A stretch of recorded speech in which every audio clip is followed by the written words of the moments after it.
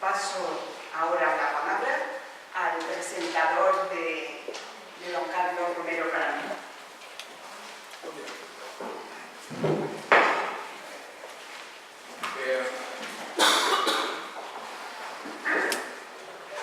A nuestros hermanos perseguidos, decapitados y crucificados por tener fe ante nuestros ojos y a menudo con nuestro silencio cómplice. Estas fueron las palabras pronunciadas por el Papa Francisco el pasado Viernes Santo durante la celebración del Via Crucis.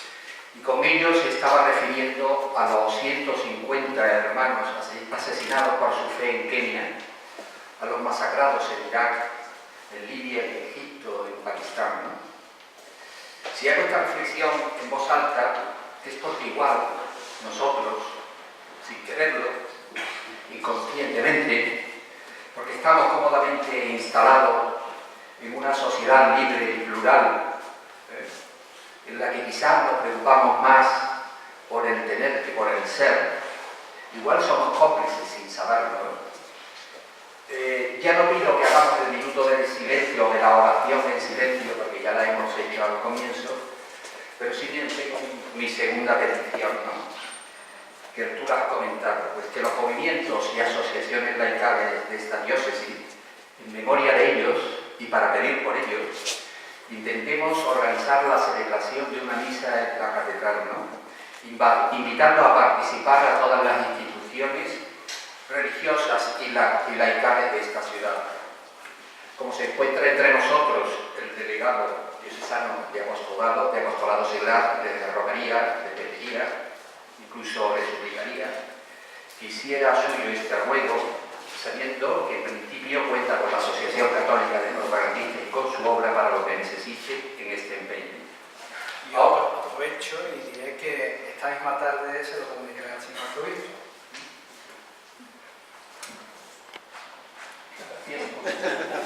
Me ha dejado descolocado. No es cierto, Bueno, buenas tardes a todos, ¿no?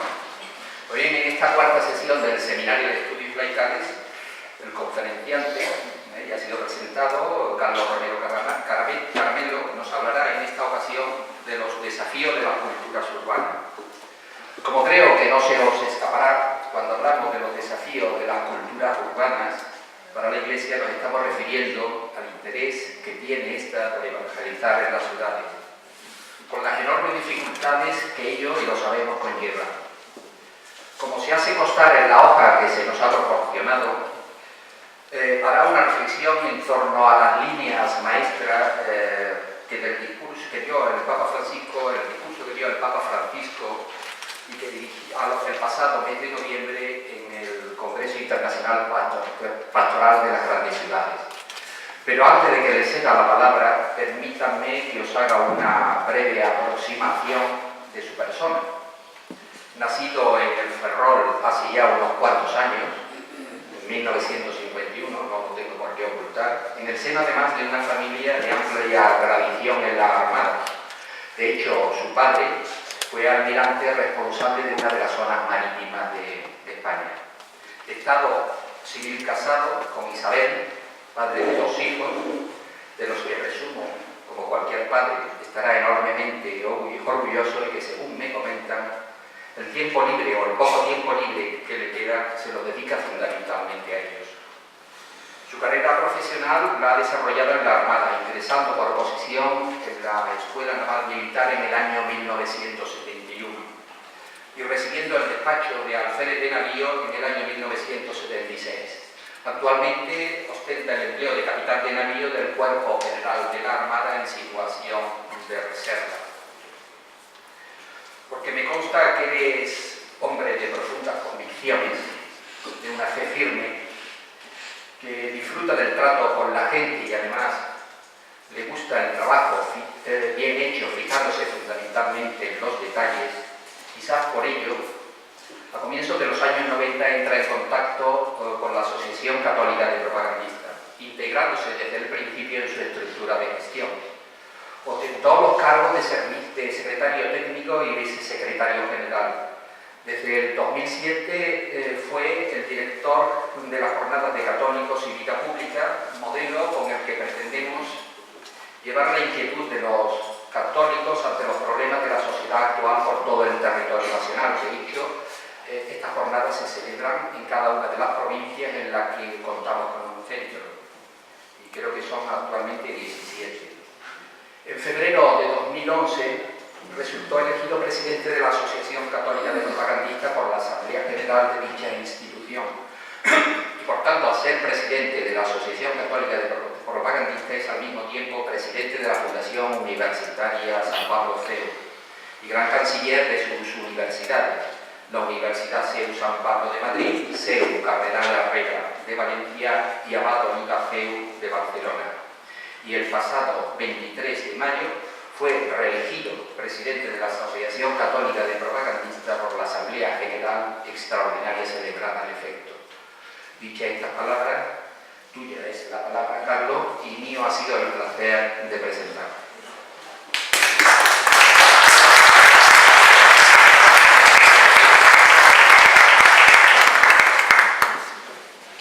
Buenas tardes, feliz Pascua. Aquí en Sevilla, después de la Semana Santa tan conocida, yo diría tan familiar, porque pone uno la televisión y lo primero que ve es una procesión de Sevilla, después vendrán otras. Últimamente tengo que decir que también salen las de mi pueblo, Ferrol. Yo sé que no son comparables, soy consciente, no me atrevería yo a esa comparación, pero sí que es una Semana Santa interesante a nivel regional o zonal, de toda la zona norte. No ya comparándolas con las de Castilla, que también son francamente espectaculares. Yo un saludo a todos ustedes con mi agradecimiento por su asistencia. Mi agradecimiento también a los coordinadores, a los presentadores, a los que me acompañan en la mesa, pero yo sobre todo quiero agradecer y además felicitar a los que organizan este seminario, el Instituto Superior de Ciencias Religiosas y la Delegación de Apostolado Seglar, porque han marcado unos objetivos francamente ambiciosos, no solo necesarios y actuales, sino sobre todo urgentes. Y eso de la urgencia lo dice el título de la primera sesión de este seminario que se celebró el pasado mes de febrero. Vivir la alegría del Evangelio, fortalecer las relaciones, la comunión eclesial entre los laicos de los distintos carismas, grupos o instituciones de iglesia, animar a la cultura del encuentro para hablar con todos, sin que ello suponga ceder en nuestra identidad. Son algunos de los objetivos y de los que, como no puede ser de otra manera, les hablaré esta tarde. Bien, pues en el mes de noviembre del pasado año, con motivo del Congreso Internacional de Pastoral de las Grandes Ciudades, el Papa Francisco dirigió unas palabras a sus participantes. En ellas destacaba los desafíos y posibles horizontes de una pastoral urbana y al mismo tiempo lanzaba una serie de propuestas. Fue un discurso breve, reconocido por él mismo, no muy elaborado, no muy preparado, pero muy interesante. Yo diría que como todos los suyos, ¿no? Porque en este caso el Papa Francisco tiene una larga experiencia sobre el fenómeno de las grandes ciudades.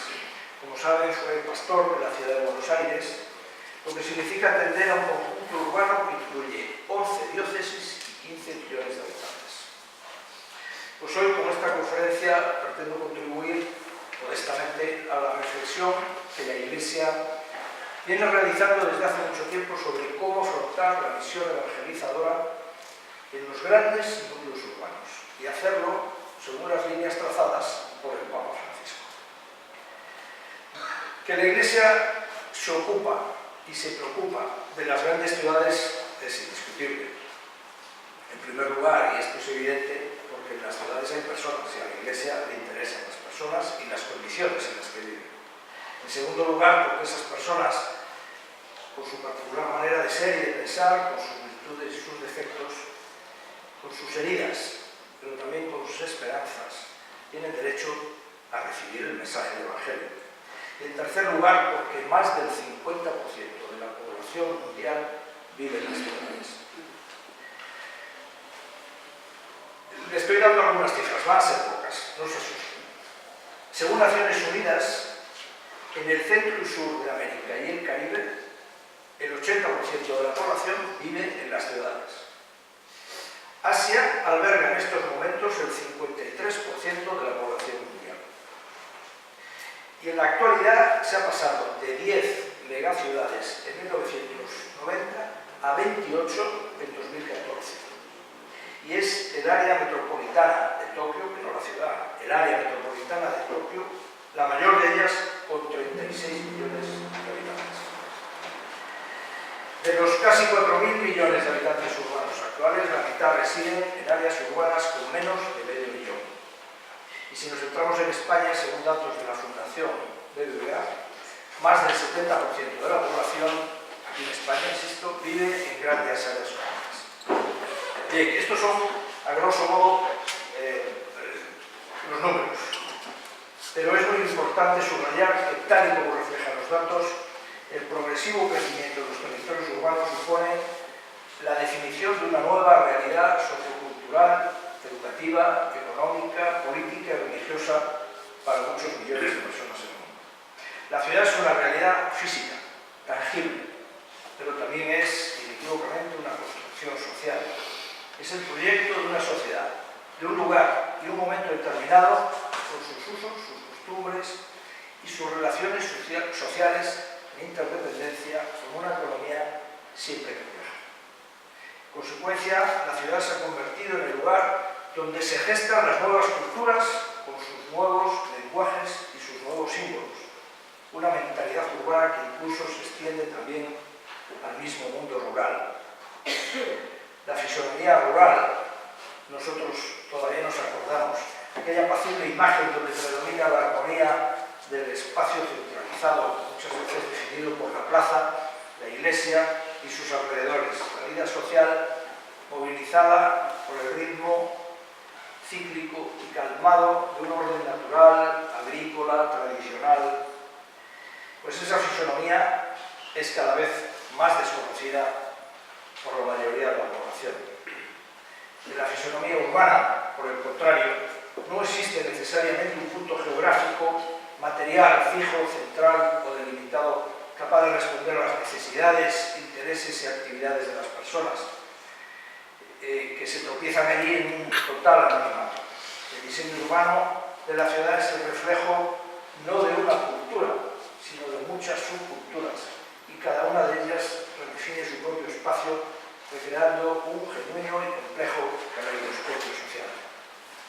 Este es básicamente el lugar en que se concentran los grandes desafíos de nuestro tiempo, el lugar donde se gestan los relatos y los paradigmas de las nuevas culturas, el lugar en el que la Iglesia debe proclamar con urgencia el mensaje del Evangelio, porque sin duda Dios también vive en la ciudad.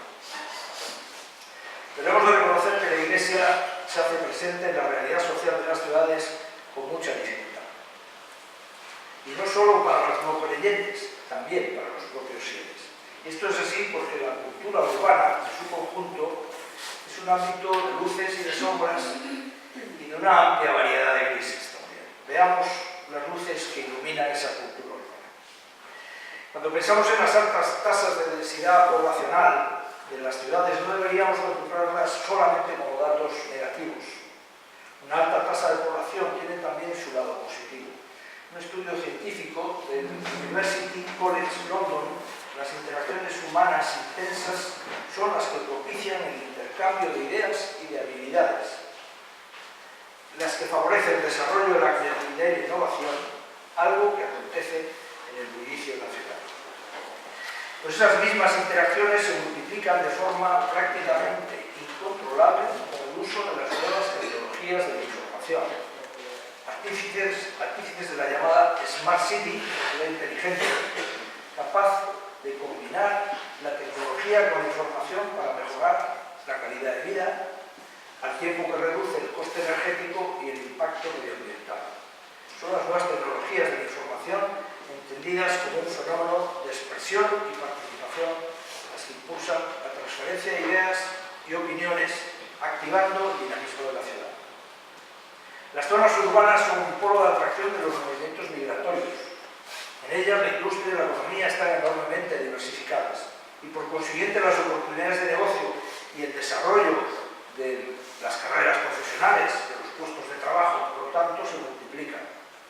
Y en la medida que sean capaces de concentrar habilidades y recursos, infraestructuras, servicios sociales, educativos, culturales, el crecimiento de las ciudades puede alcanzar dimensiones verdaderamente globales, como es el caso de las megalópolis que debido a su enorme prosperidad consiguen tener una influencia cultural, política y económica que supera sus propios límites geográficos.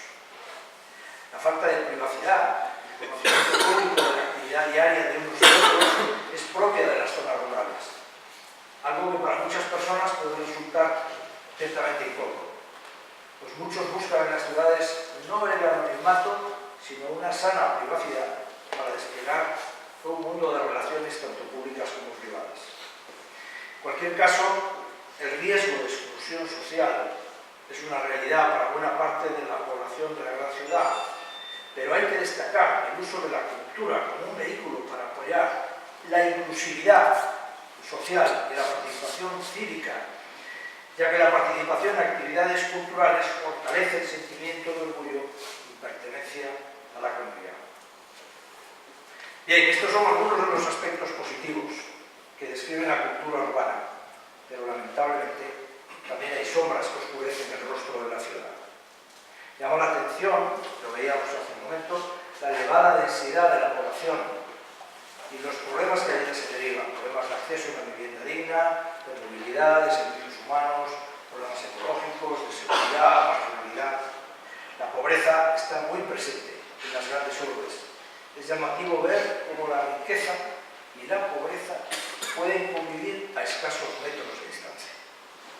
Pero lo es más cuando observamos la pobreza infantil. Un informe del Centro Nacional para los Niños en Situación de Pobreza de la Universidad de Columbia, en Estados Unidos, revela que en el año 2013 el índice de pobreza infantil en las ciudades de Estados Unidos con más de 250.000 habitantes llegó al 30%. Y concretamente en la ciudad de Nueva York la tasa era del 50%. La incomunicación, la soledad, el desarraigo, el anonimato, la vorágine, la fugacidad forman parte de la sorprendente paradoja. ¿Cómo puede ser posible que en una sociedad globalizada, en la era de las comunicaciones instantáneas, sea tan fácil establecer contacto con alguien que esté en cualquier parte del mundo y tan difícil crear y mantener genuinas relaciones de amistad y comunicación con aquellos que forman parte de nuestra vida? Falta de respeto, signos de violencia, la cultura de la ilegalidad de raíces claramente inmorales, la superioridad de los medios sobre los fines o la ley del mínimo esfuerzo. Pero también vemos raíces socioeconómicas como la falta de oportunidades, con el resultado de una elevada tasa de paro juvenil. En cualquiera de los casos nos encontramos ante el sustrato de la desesperación y el miedo de grandes masas de población urbana, incluso en las ciudades de los países más ricos del mundo. La idolatría del dinero es otro rasgo característico de una cultura urbana basada en la economía de la competencia desleal, de la ley del más fuerte, según la cual el poderoso prevalece siempre sobre el más débil. Este no solo se ve explotado, sino también desechado, excluido, producido a la penosa condición de individuo sobrante. Elevado a la categoría de Dios, el dinero es absolutizado y en vez de servir, gobierna. Es el triunfo de las ideologías que defienden la autonomía absoluta de los mercados y de la especulación financiera. En las ciudades también podemos apreciar distintas formas de degradación moral, la corrupción, la evasión fiscal, el tráfico, consumo de drogas, redes de prostitución, esclavitud de seres humanos. Los jóvenes y adolescentes son un grupo muy vulnerable. En mayor o menor grado todos están sometidos a la influencia de las redes sociales, las bandas o las tribus urbanas, una influencia que afecta su identidad y su personalidad. Incluso en los países de tradición católica la fe se muestra cada vez menos inculturizada. Por lo tanto, en la ciudad se vive más el olvido de la verdad y el dominio del relativismo nihilista. Según esta visión, la razón humana termina por descomponerse en una infinidad de discursos distintos y paralelos, todos ellos subjetivos y por lo tanto faltos de verdad objetiva. Como consecuencia de este vacío existencial, los pilares de la sociedad se disuelven. El matrimonio termina por construirse de acuerdo con la sensibilidad de cada uno y en muchos de los casos como mera gratificación afectiva. No es extraño, por tanto, que la familia, célula originaria de la vida, sufra la desnaturalización de sus vínculos. Bien, hasta aquí algunos desafíos o elementos que configuran la fisonomía de la cultura urbana. Bien, pues ante este panorama, el Papa Francisco nos pide que abramos nuevos caminos y que analicemos posibles medios para salir de la rutina y de la inercia con el fin de actuar de forma creativa. Para ello nos propone lo que él llama horizontes. En primer lugar, un cambio en nuestra mentalidad pastoral. Se trata de un cambio en la forma de ver la realidad y por tanto de qué hacer con esa misma realidad. Y como paso previo, un cambio de corazón, una conversión. Como dice el Papa, hemos de contemplar la ciudad, leo textual, con una mirada de fe que descubra en Dios que habita en sus hogares, en sus calles y en sus plazas. No como una confusión negativa o amenazante en razón de sus aspectos desconocidos y temibles. Durante siglos, en los países de tradición cristiana, entre los cuales estamos, creíamos que evangelizar era una tarea cumplida. Dábamos la fe por supuesta. La fe se pasaba de padres a hijos de una forma natural, pero este proceso se ha interrumpido, porque la fe está afectada por la cultura, en el sentido más estricto, por la multiculturalidad a la que me referiré más adelante. Ahora, cada día hay más personas, sobre todo jóvenes, que no han oído hablar nunca de Dios. Y los que lo han hecho, muchos de ellos, de forma manipulada o tergiversada. Se trata de nuevos y diversos códigos de conducta que configuran nuestra mente y según los cuales organizamos nuestra vida. Este es el primer paso, reconocer cómo nos afectan estos nuevos modos sociales. El siguiente paso consiste en reconocer la imposibilidad de vivir la fe encapsulada de las demás ideas y condiciones que rigen nuestra vida. Antes, en una cultura sometida a la primacía de la fe, el ambiente cultural nos inducía a ser cristianos. Hacía falta una decisión explícita para negar la fe, que estaba inmersa en la mentalidad personal y comunitaria. Hoy ocurre lo contrario. Dios no aparece en una concepción exclusivamente mundana y materialista. Esta manera de pensar y sentir ha penetrado en todos los ámbitos y valores. La cultura ambiental asfixia la fe y los que creemos nos sentimos incómodos y aún marginados por la cultura dominante. Hoy, ser cristiano es un hecho contracultural. Es contracultural ir a misa, la fidelidad matrimonial, la paternidad responsable, pero también la humildad, el perdón, la gratitud. Hoy lo culturalmente correcto es el agnosticismo, la permisividad, el escepticismo y sobre todo, desde mi punto de vista, la indiferencia. Pues este es el marco cultural en que muchos sitúan el llamado estado de bienestar, e incluso la misma democracia. La llamada a la nueva evangelización es la respuesta de la Iglesia a esta situación de anulación cultural de la fe. La Iglesia necesita movilizarse para ayudar a creer en Jesucristo de manera explícita, razonada y firme, pero sin forzar modos cristianos de comportamiento si en su corazón no se sienten verdaderamente cristianos. El diálogo con la multiculturalidad es el segundo de los horizontes sobre los que el Papa llama nuestra atención. Como él mismo dice, uno de los lugares en los que Dios nos está llamando y que hay que conocer apoyados en los análisis de las ciencias humanas. La multiculturalidad está ligada con las sociedades urbanas, cada vez más multiétnicas e interculturales. El hecho de la inmigración y los nuevos foros de comunicación ha hecho de la multiculturalidad uno de los rasgos más característicos de la cultura actual. Se trata de una realidad intangible que se construye a través de los imaginarios de los ciudadanos.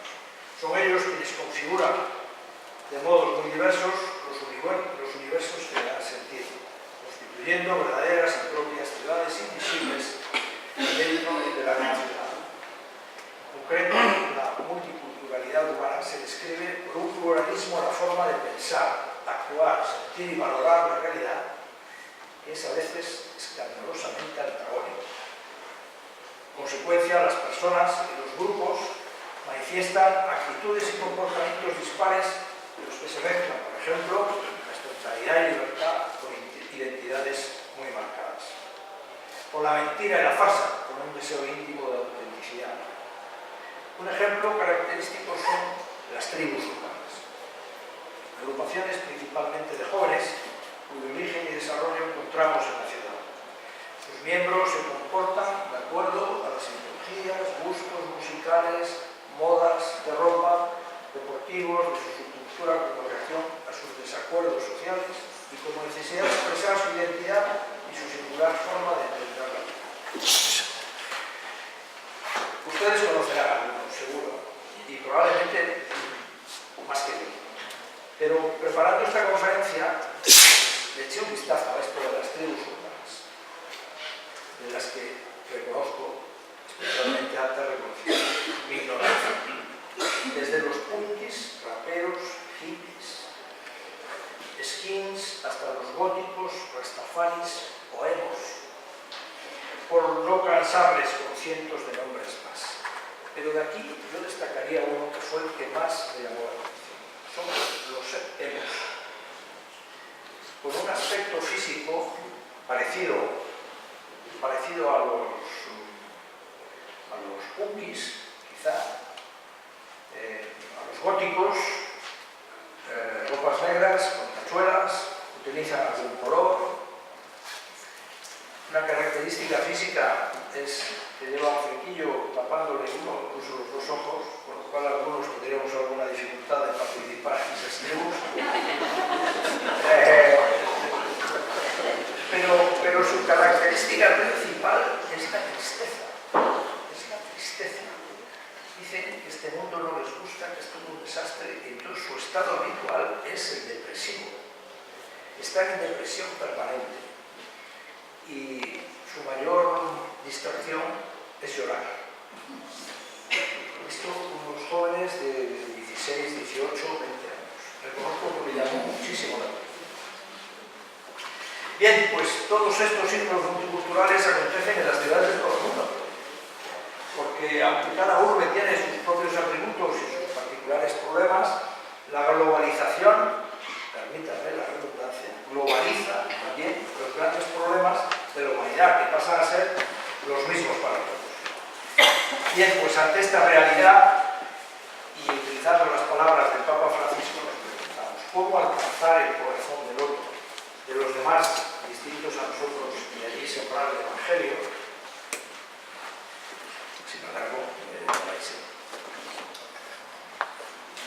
la ciudad, como vemos, es un contexto cultural que ofrece múltiples.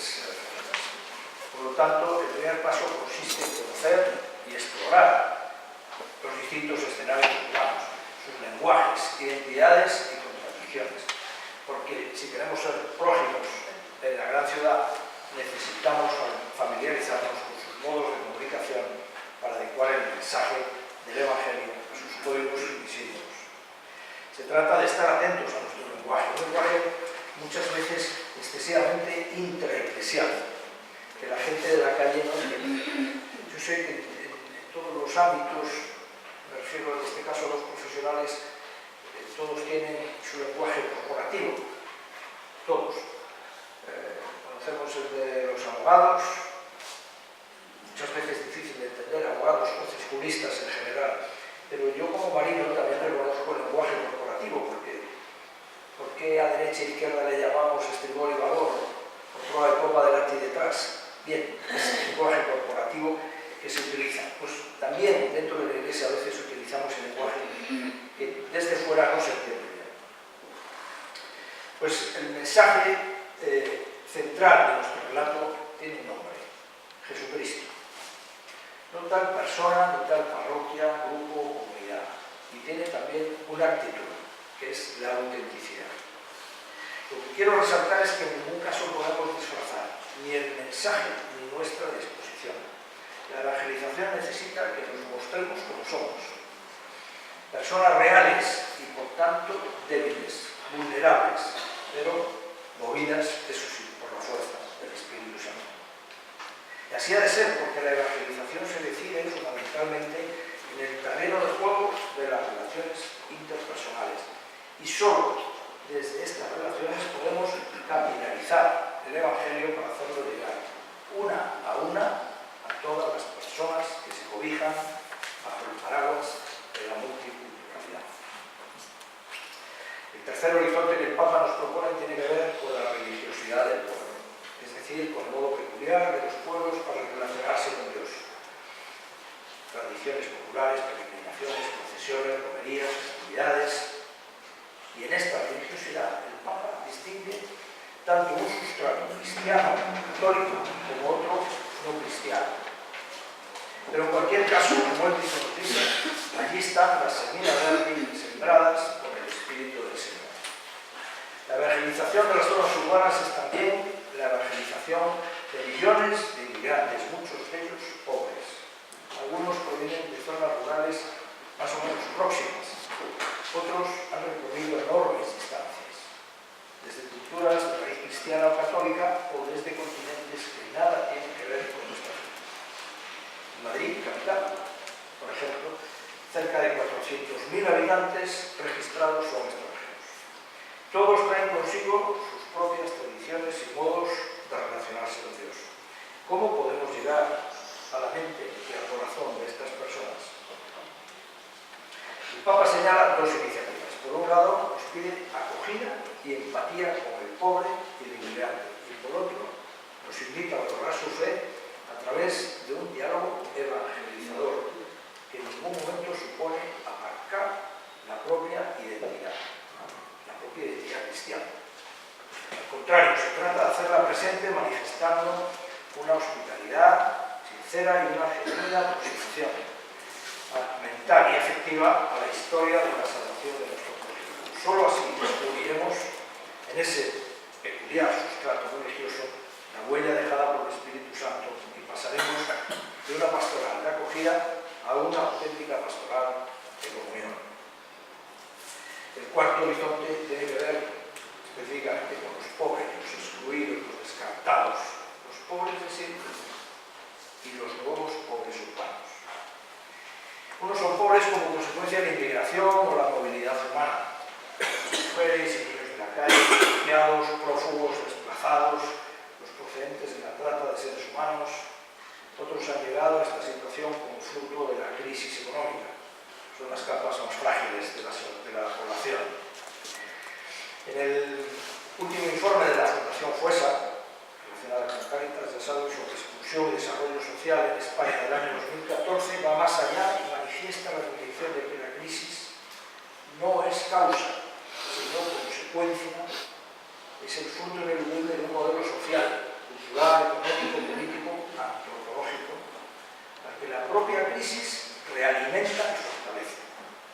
Pero añade también que la pobreza y la exclusión social son fenómenos estructurales y que ambos no se deben exclusivamente a la crisis, aunque con esta se hayan acentuado sus consecuencias, sino que nos acompañan incluso en épocas de crecimiento económico.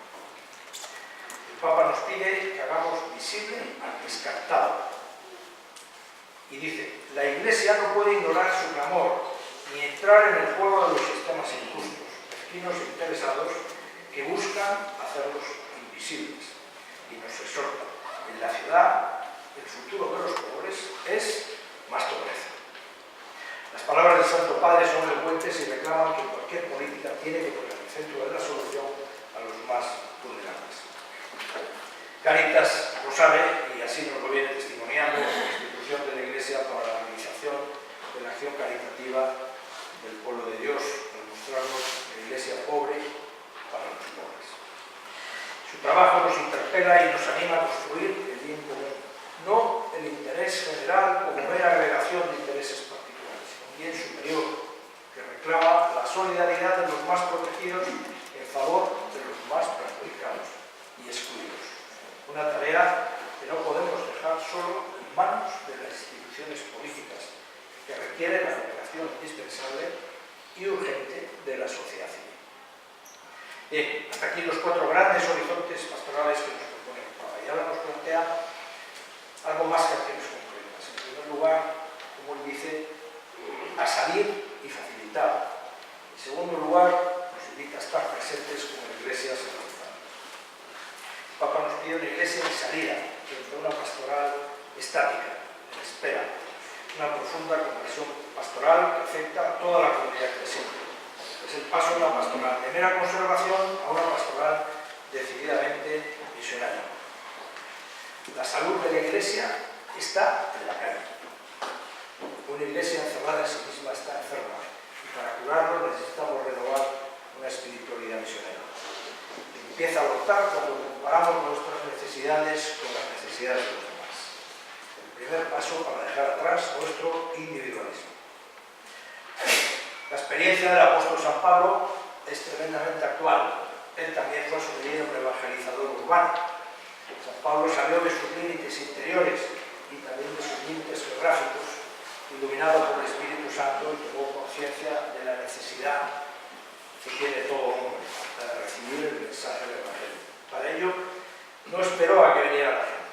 Todo lo contrario, salió de su comunidad, de hecho recorrió, como saben, miles de kilómetros, muchos de ellos a pie, y como él mismo relata en la primera carta de los Corintios, para ser esclavo de todos, para ganarlos a todos. Con los débiles me hice débil, para ganar a los débiles. Me he hecho todo a todos, a fin de ganarlos a todos. Es la empatía apostólica de la que nos habla el Papa, y ahí hay que sumar su deseo de conocer y amar a los prójimos. San Pablo utilizó para ello los medios de la época y los ámbitos naturales de encuentro y comunicación cada una de las ciudades que visitaba: plazas, templos, sinagogas, ágoras y areópagus. El hombre de la ciudad, abrumado de estímulos y atractivos, no tiene hambre de Dios, pero San Pablo hizo en su tiempo lo que hoy nos pide el Papa: despertar en nuestros interlocutores la curiosidad y el interés de Jesucristo. Me llamó la atención también porque el Papa, cuando hace referencia a esto de la curiosidad, pone como ejemplo, incluso como patrón de la curiosidad, a Zaqueo, cuando se sube a la higuera debido a su baja estatura, se sube a la higuera. Me llamó mucho la atención. Bien, por último, el Papa nos pide ser una iglesia samaritana, estar presentes, y la forma más poderosa de hacernos presentes es por medio de nuestro testimonio. La fe se transmite vitalmente, no de una manera teórica, sino testimonial, imitativa, que conteste una relación de afecto y confianza.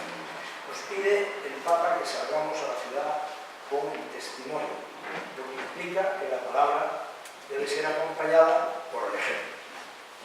Luego vendrán las explicaciones, razonamientos, pero lo primero es el testimonio. La ciudad fomenta la distancia y el individualismo. ¿Cómo romper con eso? Pues por la vía de la amistad, porque la amistad, si es sincera, siempre está presente y genera un impacto muy importante en las personas.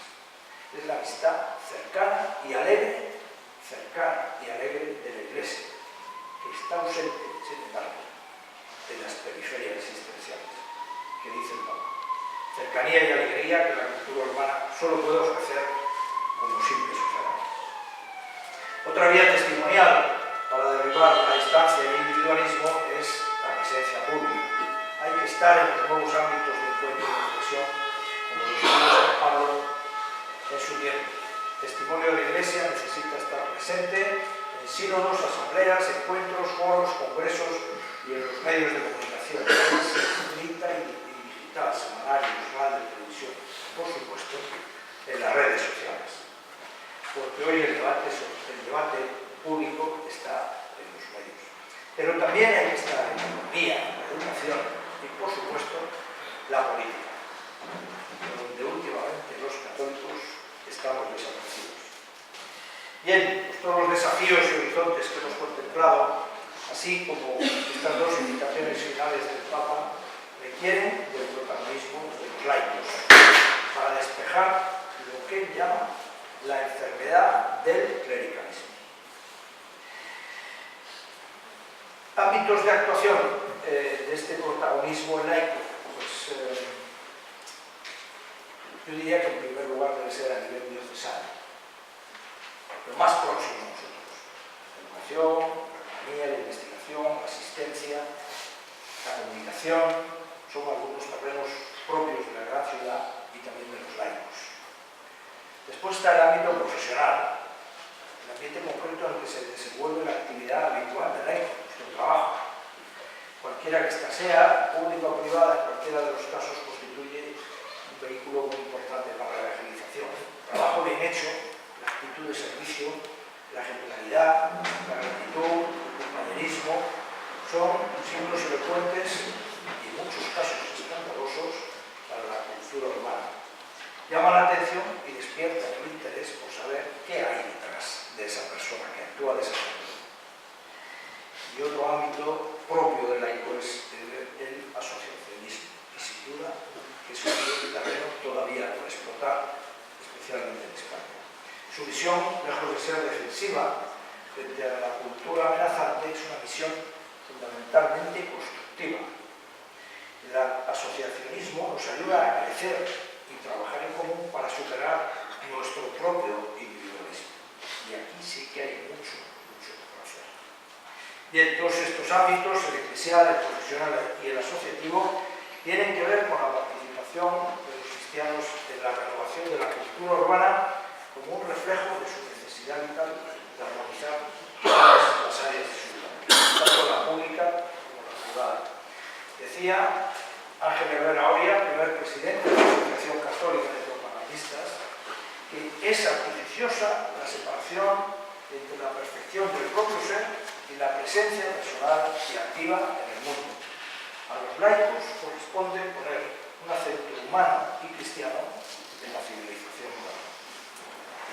Por lo tanto, el laico no puede ser insensible a las circunstancias sociales que acontecen en la gran ciudad. En la medida de sus posibilidades, tiene una triple tarea, esté donde esté. Debe facilitar desde el ejercicio de libertad la convivencia social con el fin de contribuir al bien común, entendido el bien común como el conjunto de condiciones sociales que permiten a cada cual alcanzar sus legítimas aspiraciones. Debe proteger los derechos de las personas y cumplir con los deberes propios de su condición de ciudadano. En todo ello, los laicos, introducidos en el torbellino de esta compleja cultura urbana, están llamados a manifestar con alegría y esperanza, siempre con esperanza, una iglesia de salida, presente y samaritana, una iglesia capaz de alcanzar el corazón del otro, y especialmente de aquel que no piensa como nosotros. Se trata de la generación de la ciudad sin miedos ni actitudes defensivas, con deseos sinceros de abrirnos a los demás y conectar con ellos.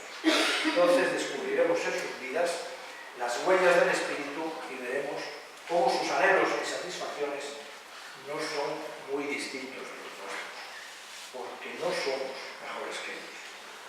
Y al final, todos estos deseos e iniciativas deberán servir para una sola cosa: hacer presente, cercano y vivo el rostro misericordioso de Dios.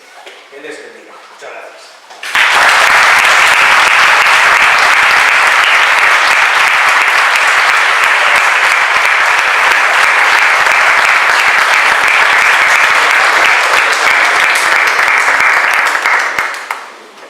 Muy bien, pues después de la interesante ponencia de Carlos Romero, ahora vamos a dar el debate el secretario general de la Universidad Claretiana, Constantino Apollo.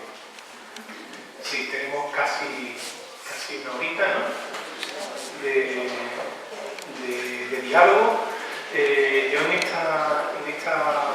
este seminario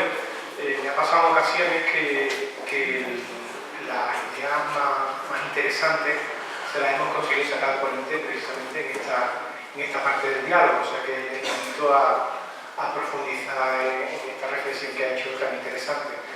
Vamos a seguir el procedimiento de siempre, o sea, si es posible que se levanten para alzar la voz, porque si no, no se escucha bien en todo no lo vamos a escuchar bien, que se presenten muy brevemente para que sepamos un poco la procedencia de cada uno de los que participen, y que la participación puede ser perfectamente o bien alguna pregunta al ponente o bien algún pensamiento propio, pero siempre dentro de la línea de la ponencia, y que sea generoso en la brevedad. Generoso en la brevedad. Pues nada más, se abre el turno de palabra.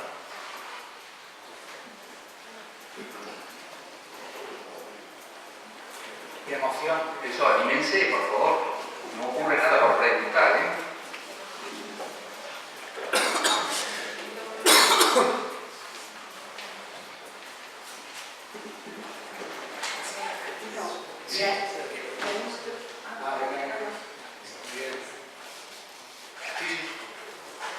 Miguel Santos, patrono de la Fundación. Bueno, yo lo que quería más que dar las gracias a Carlos, Miguel. que comprende que nos ha dado unas ideas, pero luego quería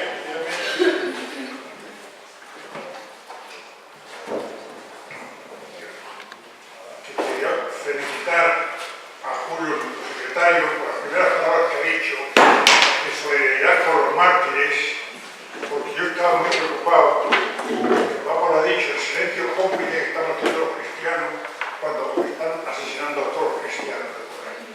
Y las gracias a Enrique, que ha dicho que va a transmitir esto, que es una petición no de Julio, sino yo creo que de todos los que estamos aquí, al señor arzobispo, para que organice o que sea una misa en la catedral para todos los cristianos que quieran sentir ese cristiano.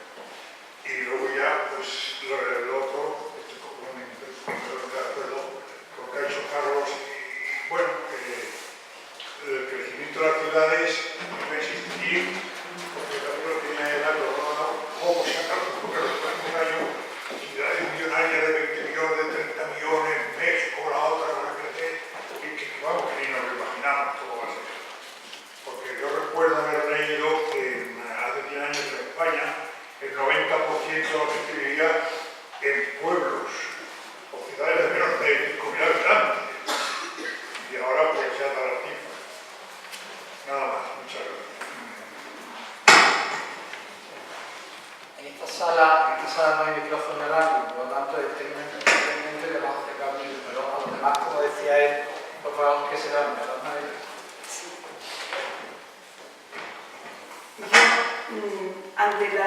Yo, agradecer las reflexiones, me han parecido muy interesantes. Estaba pensando cuando decía que teníamos que salir, ¿no? Y se me ocurría la pregunta, ¿de dónde a dónde tenemos que salir? Y me preguntaba a mí, porque me parece que todo esto tiene que tener una repercusión concreta en la vida, en la práctica, ¿no? Y me preguntaba, ¿conozco yo realmente cuáles son la cultura urbana de la ciudad de Sevilla? Si las desconozco, no las puedo querer, no puedo entrar en contacto, en diálogo con ellas. Me parece que tenemos que estar abiertos a ese conocimiento, por otro lado, ¿no? Para poder promover ese diálogo y esa salida y encuentro, que no es... yo, no sé, insistiría en la palabra encuentro, en diálogo, en compartir, ¿no? Y me preguntaba, ¿permanecemos los cristianos de Sevilla muy a gusto en los grupos sociales, eclesiales, profesionales en los que estamos, e ignoramos esa otra realidad? ¿En qué se traduce nuestro compromiso misionero con esa realidad, con esa propuesta del Papa Francisco, la de sanidad? Me parece como, para mí ha sido como una llamada a decir cuáles son esa cultura urbana, la conozco. No solamente conozco la mía, la profesional, las relaciones cercanas con la que tengo.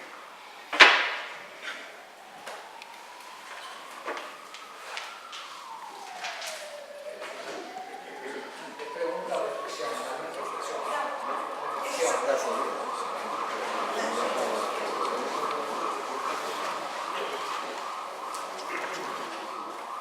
Javier Impulsón, propagandista. Yo en primer lugar quería agradecerte, Carlos, la exposición que me ha parecido interesantísima. Y al respecto quería hacerte dos preguntas, siendo generoso en las siguientes. La primera, ¿qué relación ves tú entre esa llamada a la salida, a la misión, a estar en contacto con otras culturas, a ser abierto? Y otra reflexión que en otro discurso que dio el Papa precisamente en un congreso que había sobre complementariedad de sexo, decía que nosotros, los cristianos, los católicos en concreto, no defendemos el pasado, sino que construimos el futuro. Y la otra pregunta estaba relacionada con, ante una cultura urbana como la de hoy, que en unos casos es abiertamente antirreligiosa o anticatólica, y en otros casos es simplemente indiferente, hace invisible el hecho religioso, ¿qué manifestaciones o qué vías ves tú, tanto desde la Asociación Católica de Propagandistas como desde otras realidades eclesiales y apostólicas, qué caminos estamos abriendo nosotros en la cultura? Sí, gracias, Javier. Vamos a ver, yo en primer lugar diría que no podemos estar, lo he dicho en mis palabras, con carácter defensivo, que yo creo que es la situación habitual, porque evidentemente cuando sales y tienes que dar la cara, normalmente tienes problemas, claro, entonces pues eso es incómodo y a nadie le gusta, entonces, y es difícil, yo no digo que sea fácil, es difícil, pero yo creo que hay que intentarlo, ¿no? Yo después creo también que no hay que ser excesivamente, ¿cómo diría yo?, optimista o ambicioso, excesivamente ambicioso.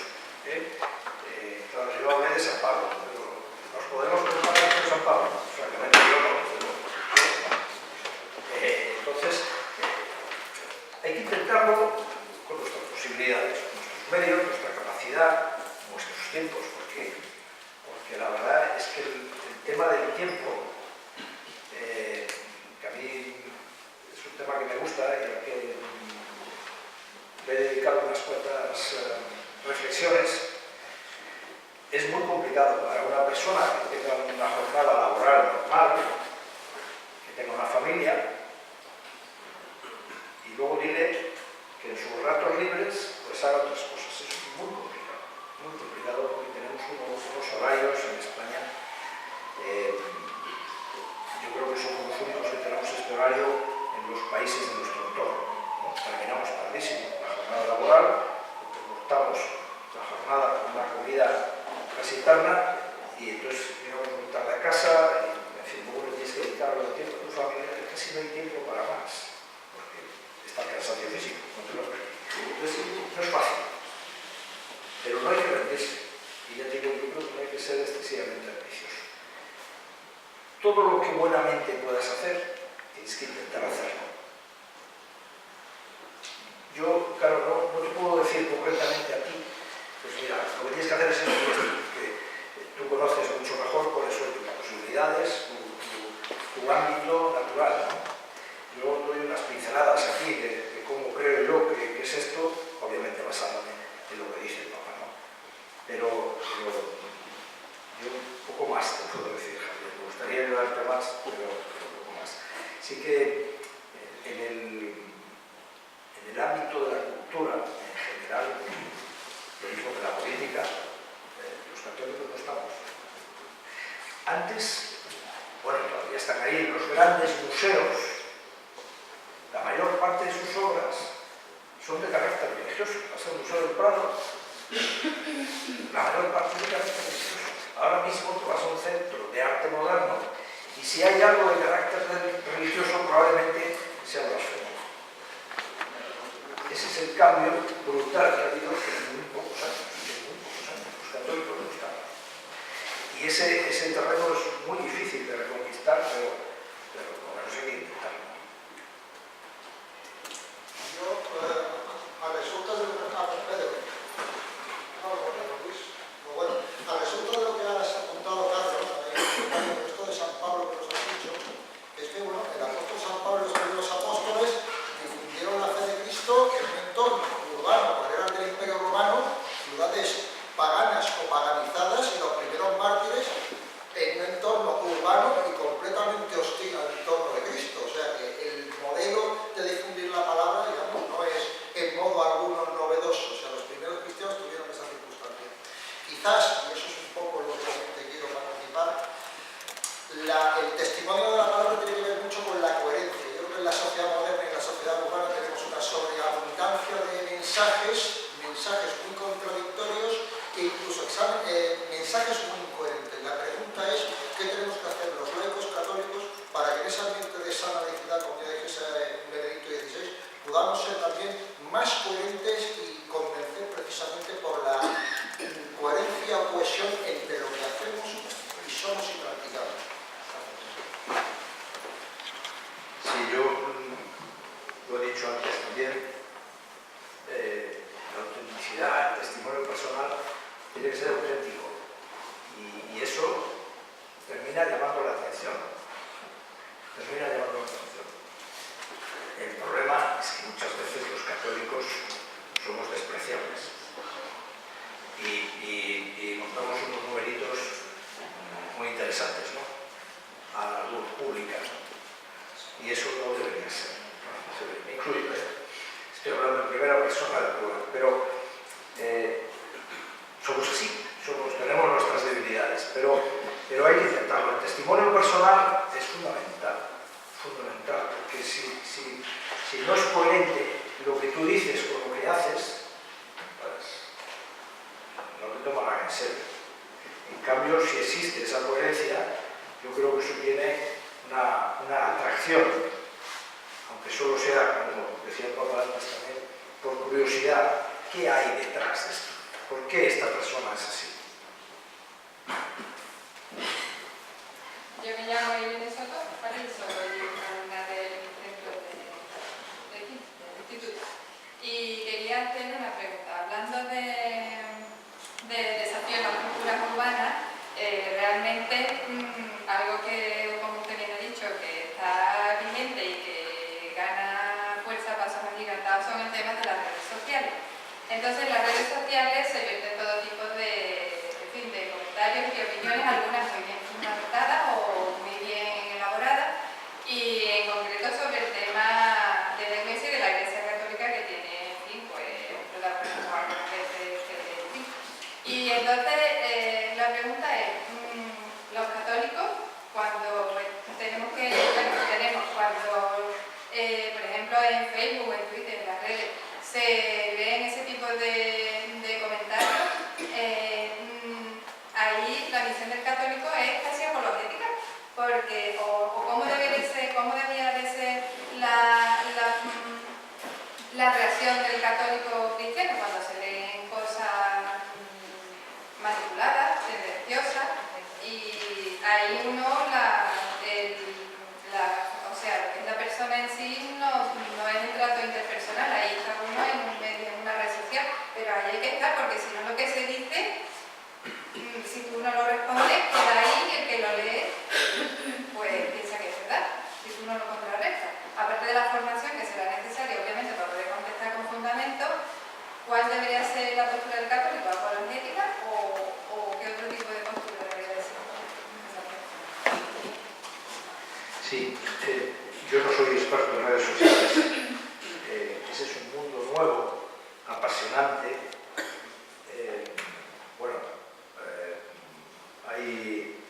Hay ya una titulación, un grado de comunicación digital y másteres en este tema. Es decir, es un asunto que hay que estudiar a fondo, ¿no? El problema de Twitter, para mí, son los 140 caracteres. Claro, ahí no tienes mucha posibilidad de... Pero en Facebook sí, en Facebook se puede poner. En Facebook es más, pero yo creo que es más... suele ser más guerrero, más beligerante Twitter que Facebook, ¿no? Desde mi punto de vista. Porque al ser frases muy cortas, se lanzan, se retuitean con mucha facilidad y entonces eso llega más lejos, ¿no? Es muy difícil. Primero, yo creo que no se puede contestar en general, siempre en la vida, en caliente. Siempre tienes que pensártelo 2 veces. No vaya a ser que agraves el problema. Hay veces que es mejor no contestar. Y hay veces que sí. Y esa decisión tiene que ser suya.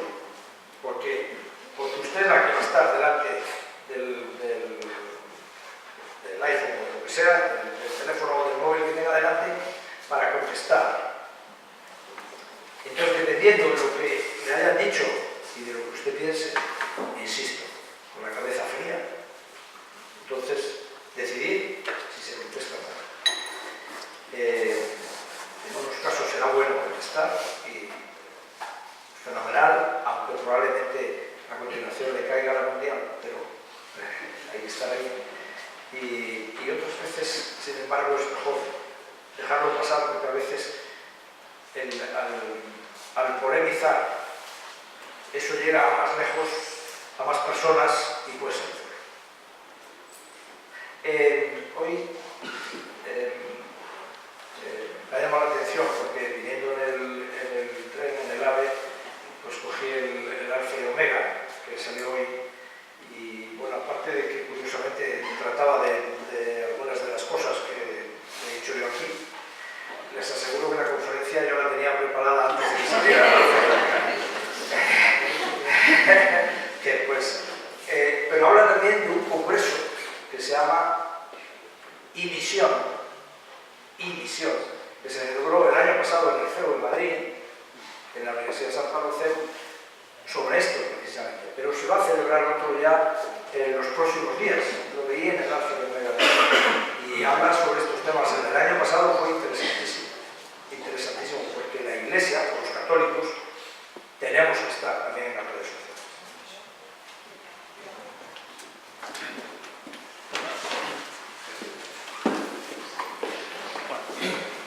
Soy Pedro Luis Herrera, también de la Asociación de Propagandistas. Más que pregunta, es una interpelación por algo. Hablaba nuestro presidente de la Semana Santa del Ferrol.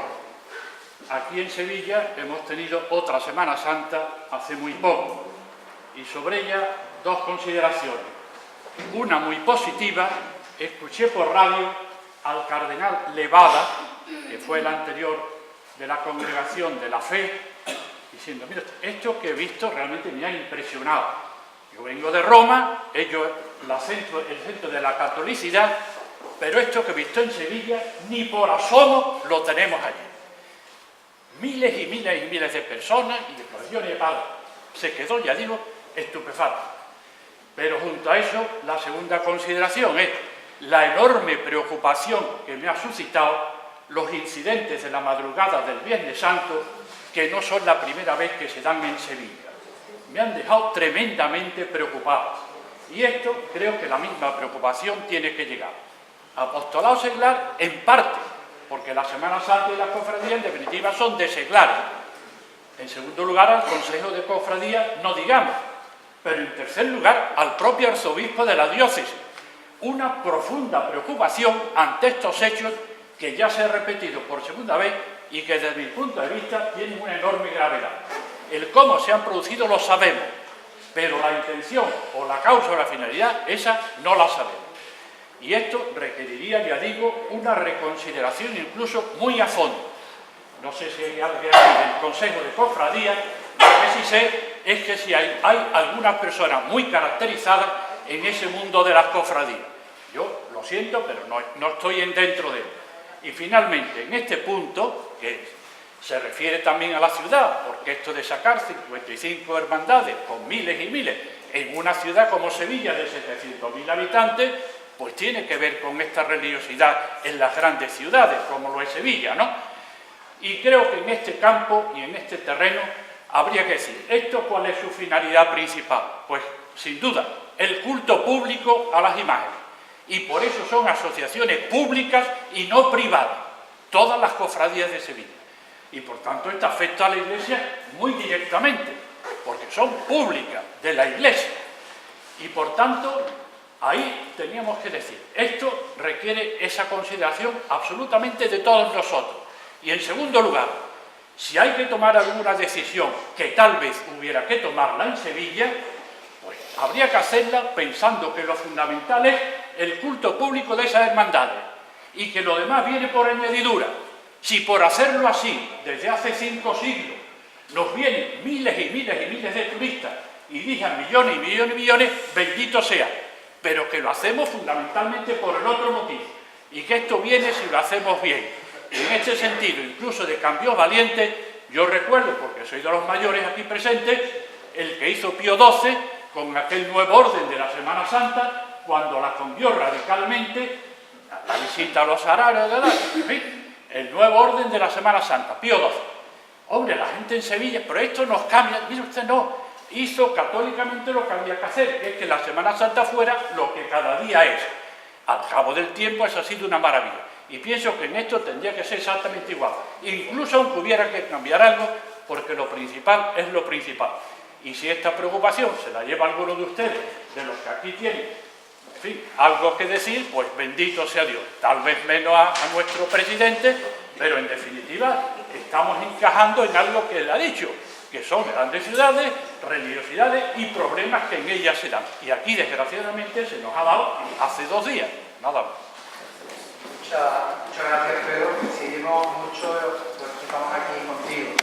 Aquí hay hermanos mayores de importantes hermandades.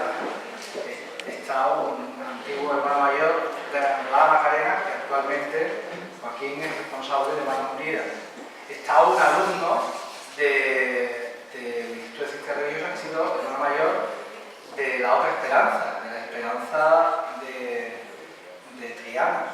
Pero además que tenemos hoy al ponente de la próxima sesión, que es el hermano mayor del Gran Poder, que ha vivido en primera persona pues todo esto, ¿no?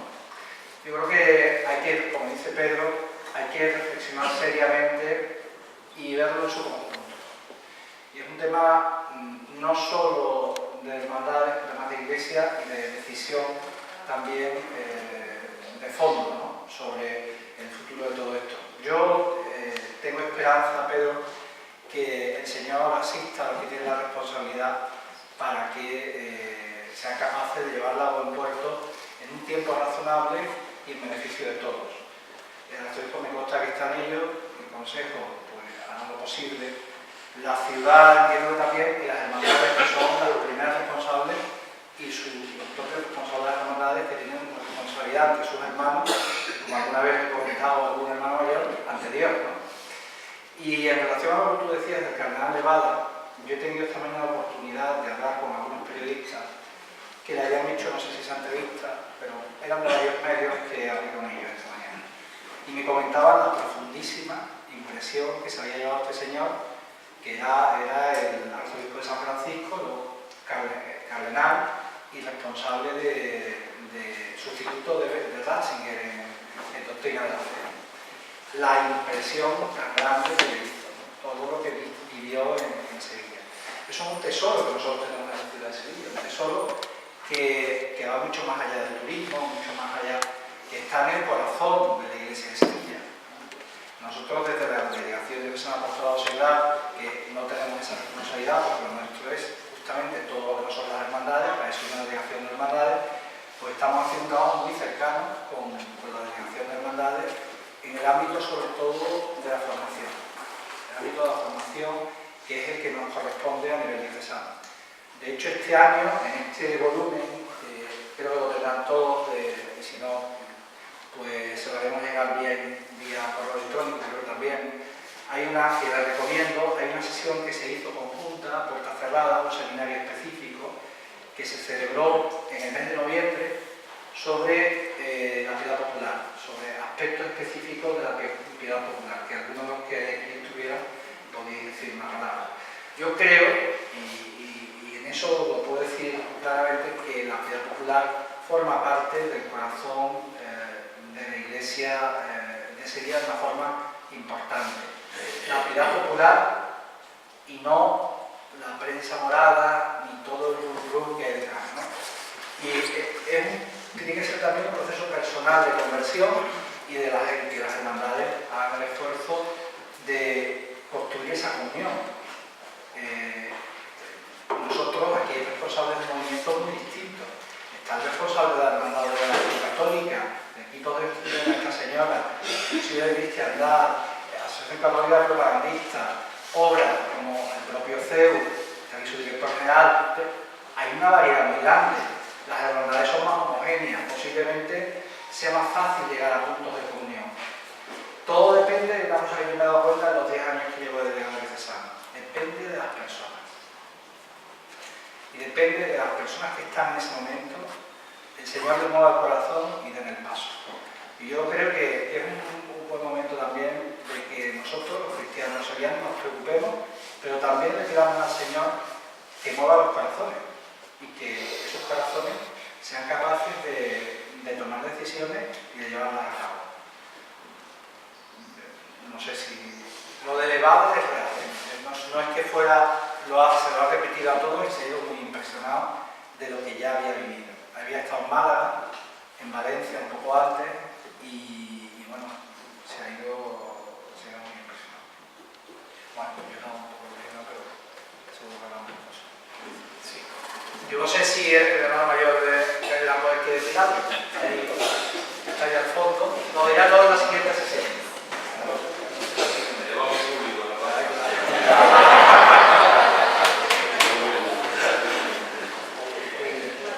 Bueno, yo me pedí la palabra hace un rato y entonces a mí me ha gustado mucho el acento que ha puesto en que no debe haber, o que es conveniente que la actitud no sea de miedo, que no sea defensiva, sino que sea constructiva.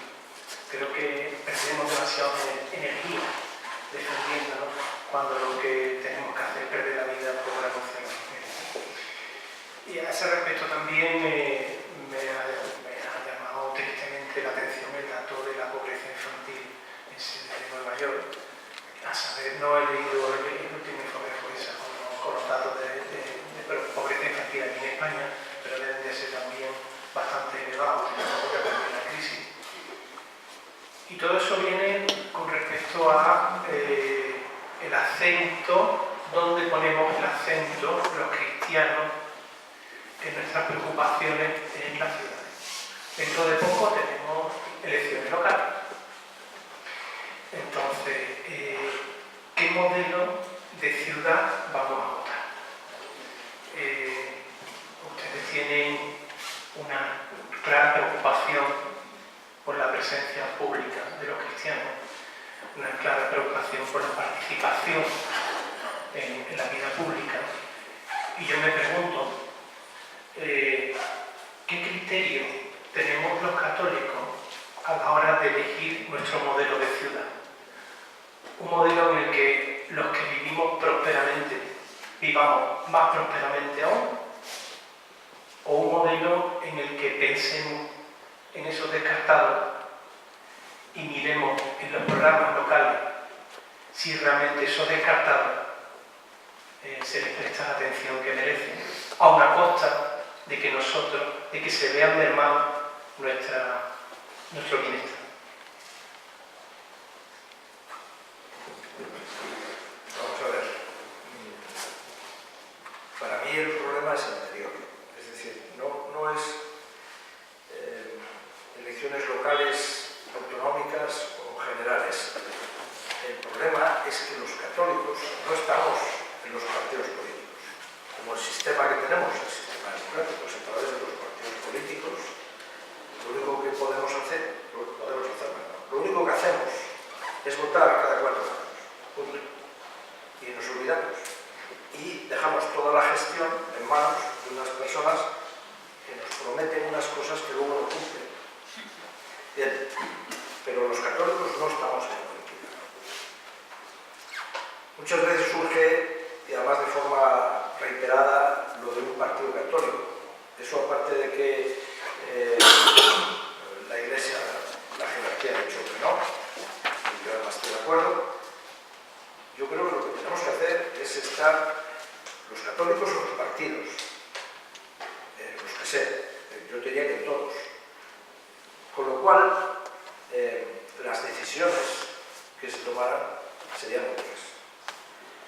Pero los católicos no estamos no contamos. Y para mí el mejor ejemplo es la decisión que ha tomado el gobierno y el partido que lo apoya de retirar o de no poner en marcha la reforma de la ley del aborto que había prometido. No contamos. Y ese es el problema.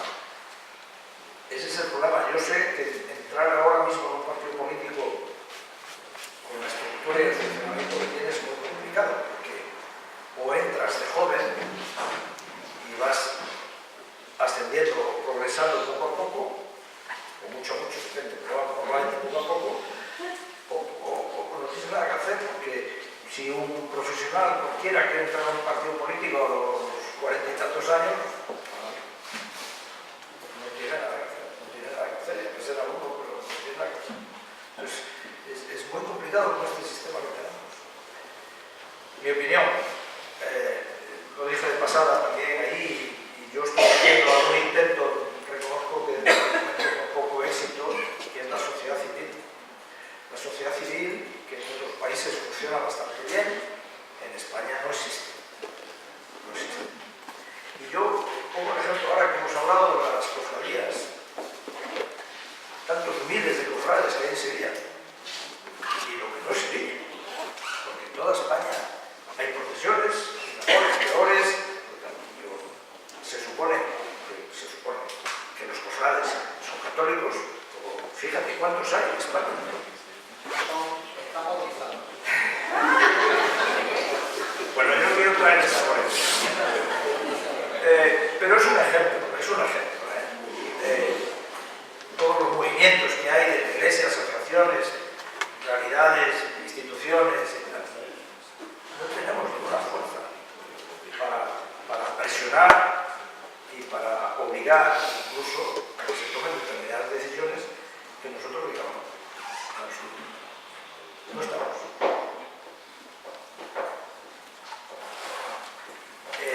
No me rindo, No me rindo. Yo por lo menos de momento no me rindo, Yo seguiré ahí. Es posible que fracase, pero no me rindo. ¿Y en qué ámbito de la sociedad civil? Porque la sociedad civil es muy grande. ¿Dónde? Bueno, yo creo que debemos participar en todos, porque en todos los ámbitos se puede tener influencia para tomar decisiones que afecten a la población, con lo cual hay que buscar, lo que decía antes también, el bien común. El bien común no es esto es...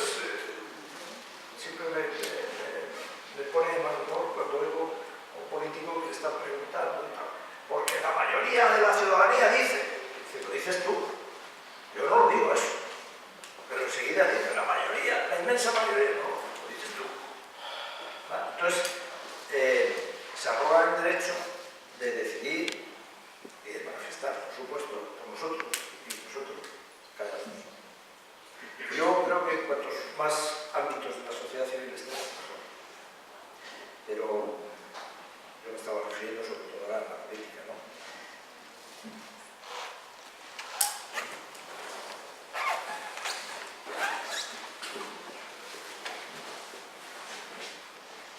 ¿Alguna participación más?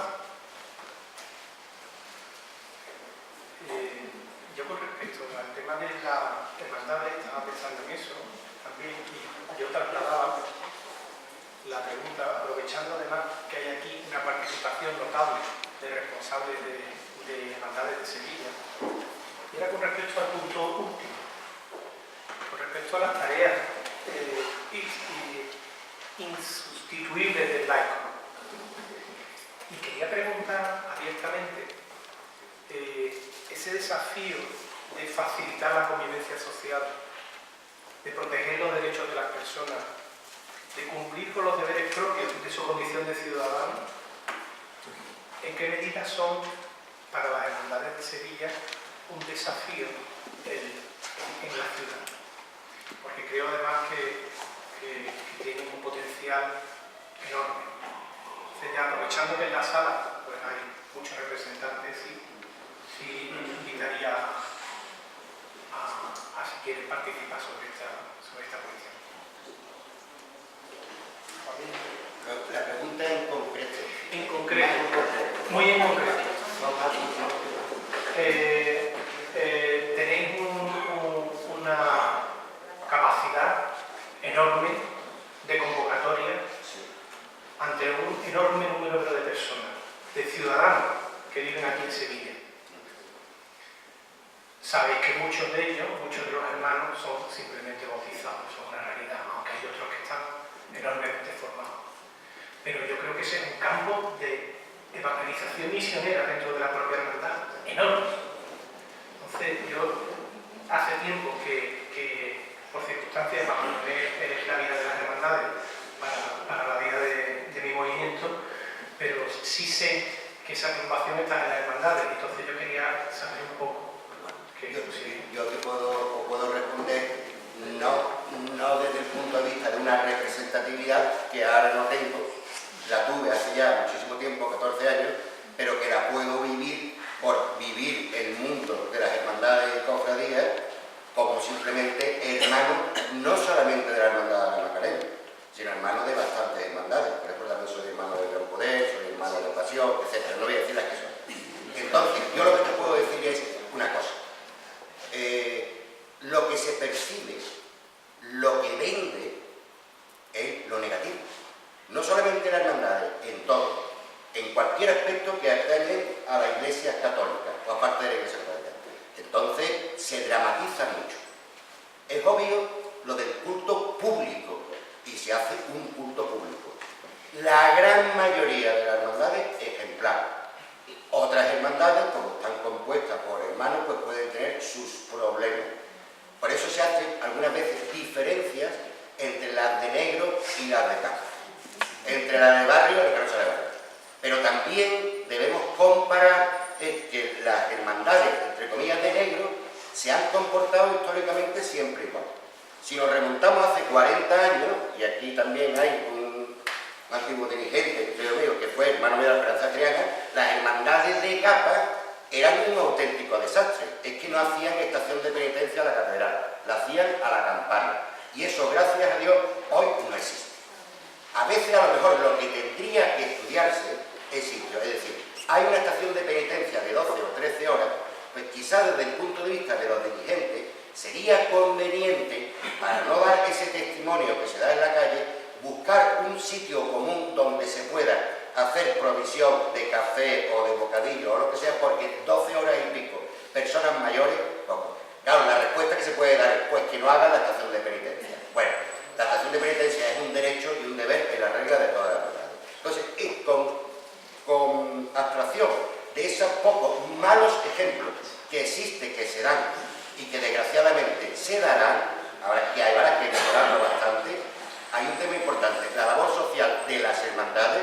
Hay estudios, se ha presentado hace poco tiempo en el Carro del Sur, pero cada una, después en colectivo, se podría discutir no lo de la que hace cada hermandad per se, sino se podría discutir si hay una dispersión de esfuerzos por cada día de la semana, por el protagonismo de cada día de la semana, si eso no se podría poner en común y hacer una obra que después tuviera, entre comillas, venta públicamente, que es la obra de todas las hermandades, no la obra del lunes, la del martes, la del miércoles, eso se podría discutir, pero indiscutiblemente hay muchísimas hermandades, y no me estoy refiriendo, pues, por ejemplo, a la Esperanza de Triana, al Gran Poder o a la Macarena, que tienen un presupuesto y que dan bastante dinero, sino para mí lo más importante no es el tema absoluto, sino el relativo. ¿Cuántas hermandades de barrio? Voy a poner una que yo conozco muy bien, que es Santa Genoveva, pero otra de las que conozco menos, pero también estoy enterado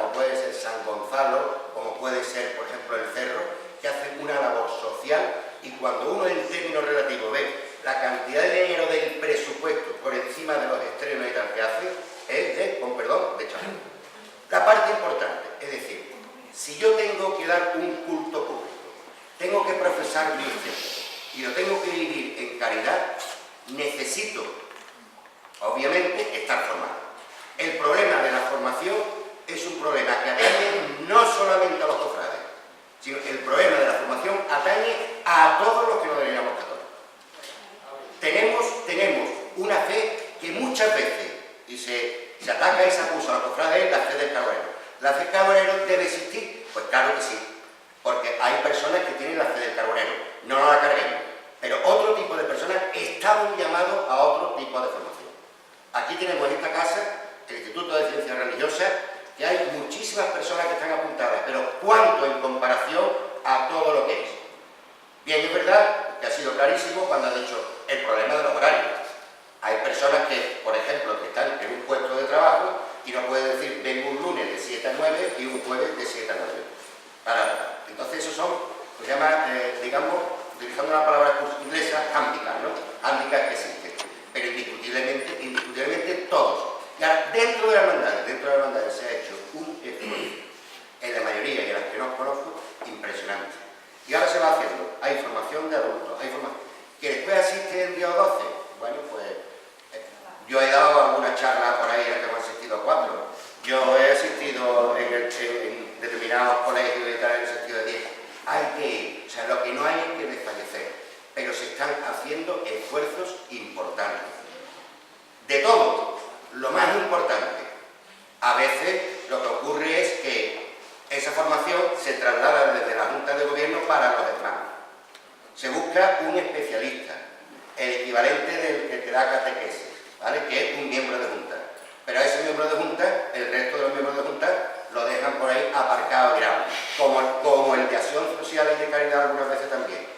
Y para mí, el déficit mayor de formación, más que el que está el hermano de a pie, es en la mayoría de los dirigentes de las hermandades.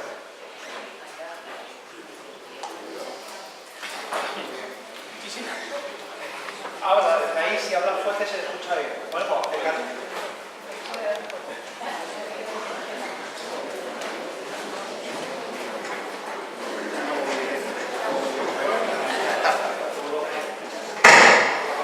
Me acerco porque estoy pasando con la garganta, no puedo gritar. Bueno, soy Agustín García, trabajo en el CEU, pero mi intervención va a ser también por mi vinculación al mundo de las hermandades y cofradías. Yo no sé si habréis notado en el Papa Francisco las continuas alusiones al mundo de la religiosidad popular. ¿Verdad? La religiosidad popular es mucho más amplia que la que vivimos aquí en Sevilla, muchísimo más amplia en muchos más aspectos. Y no sé si habréis notado el tono positivo de las intervenciones del Papa Francisco, el Papa que viene de Argentina, ¿no? Hombre, que algo debe de conocer el mundo cofrade también, andaluz, por su amistad con Don Carlos, ¿no? Bueno, pues yo creo que esta es la actitud que habría que tener en este sentido, ¿no?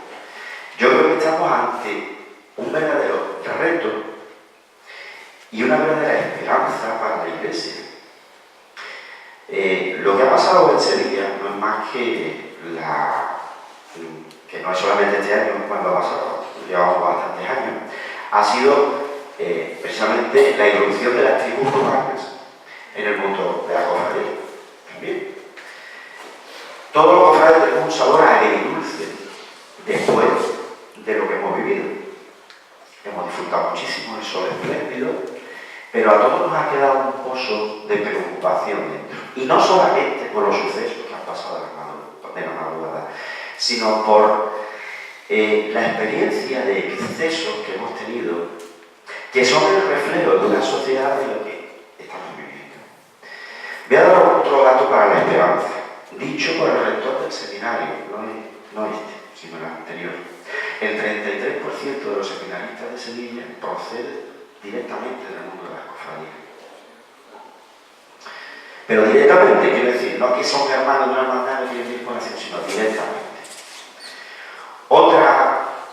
Otro motivo de esperanza, la cantidad de grupos de formación que están existiendo. El tema de la formación antes no, hace 30 o 40 años era inexistente en el mundo de las cofradías.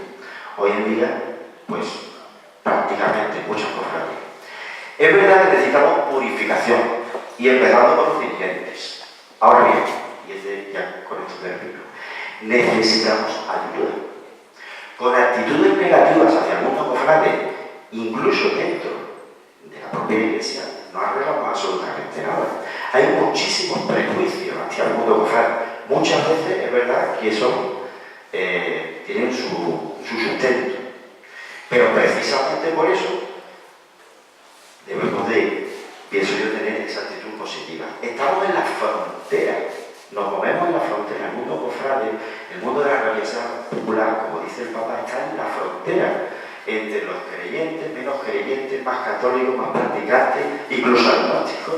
Os cuento una anécdota, ya termino, ¿no? Hace poco celebré los 25 años de los maristas, ¿no? Aquí tengo un profesor mío de los maristas, ¿no? Y me relacionó una persona, un compañero de trabajo de curso que yo ni conocía, pero se acercó a mí: hola, Agustín, ¿qué tal? ¿Cómo tal? Bueno, venía, no se llevaba a la misa, el único que no entró a la misa, venía vestido casi de tribu urbana, y me decía: yo, los curas, no quiero ni verlos, no sé cuánto, yo no puedo ver los curas. Y seguimos hablando. Bueno, que me tengo que ir porque me van los 25 años de costalero del Gran Poder, precisamente, ¿no? Bueno, esa persona tenía ahí una cosita que hay que exportarla, hay que sacarla dentro, ese pozo que tiene, esa semillita que tiene en el corazón, hay que sacarla. Hay muchos cofrades, muchas personas que están en la religiosidad popular, tienen esa semillita que a poco que la robamos, la podemos sacar fuera y podemos hacer mucho trabajo. Pero, por favor, nos tienen que ayudar también, incluso desde la propia iglesia. No se puede distinguir a los sacerdotes cofrades y los no cofrades. Todos los sacerdotes tendrían que tener esa actitud de acercamiento y de ayuda hacia el mundo de las cofradías, porque realmente lo necesitan. Vale. Gracias.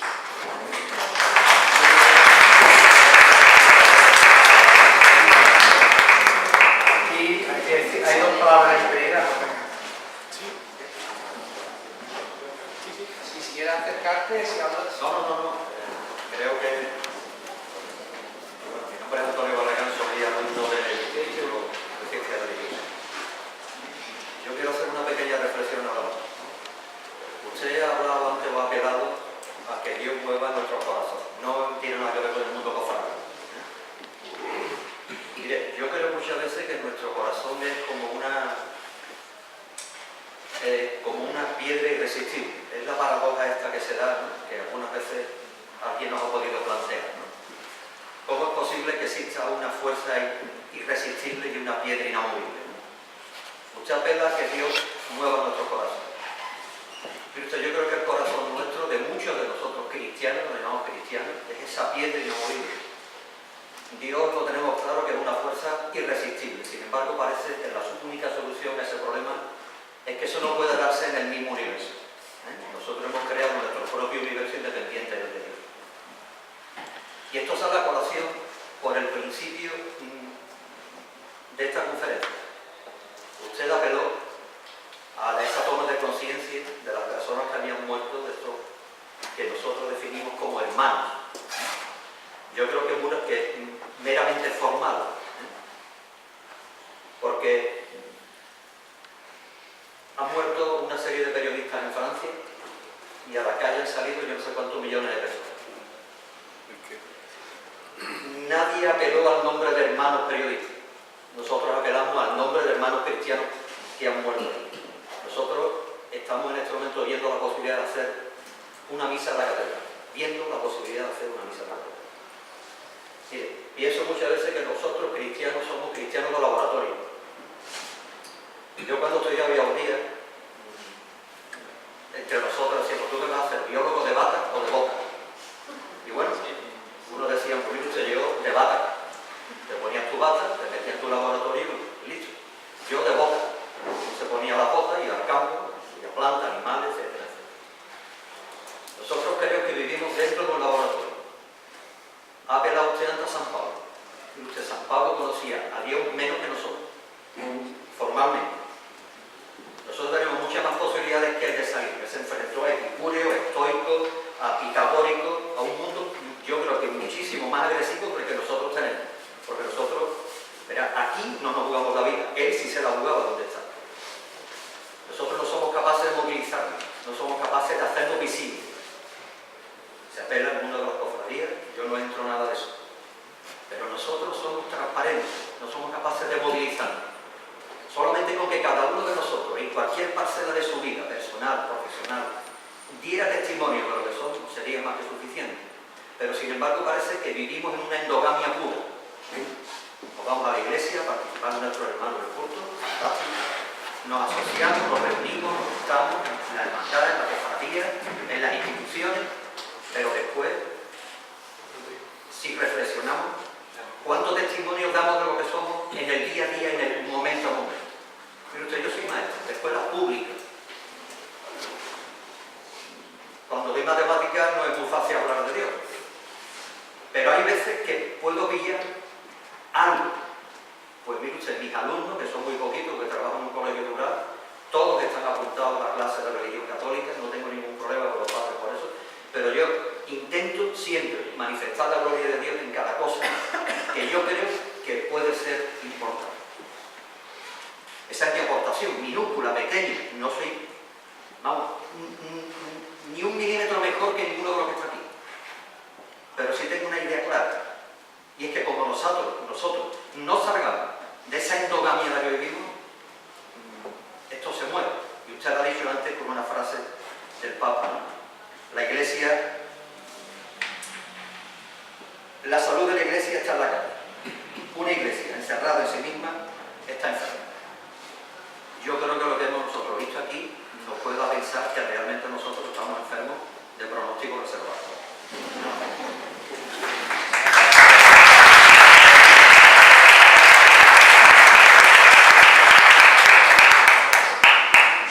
Sí, mire, muchas gracias. Mire, vamos a ver, yo estoy de acuerdo con usted prácticamente todo. Pero no se moleste, yo le ruego que no se moleste con lo que le voy a decir. ¿Vale? Ya le digo que yo estoy de acuerdo con usted prácticamente todo, pero no se enfade. No se enfade porque perderá usted la razón si se enfada. Entonces, eso que dice usted hay que intentar hacerlo a pesar de que no consiga nada. Mire, lo de nuestros hermanos cristianos asesinados y otros que caerán dentro de poco, desgraciadamente, desde aquí muchas veces vemos la impotencia de ¿qué podemos hacer? Y vemos que la sociedad pues no arranca, no tira, los católicos, no tal. Bueno, pues yo busco un consuelo egoísta, cómodo, pero un consuelo.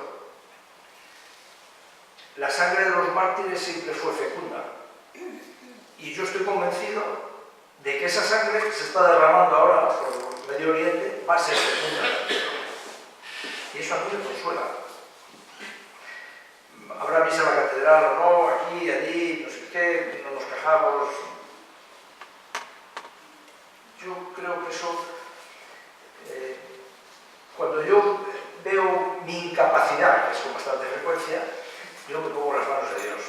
Tú sabrás lo que estás haciendo, porque yo, esto, ¿qué hacemos? Efectivamente, el Papa dice que la Iglesia está enferma, pero no muere. Porque yo también, ya lo sé, pero dice que está enferma, pero yo también me consuelo cuando veo esto porque sé que yo estoy de la parte ganadora,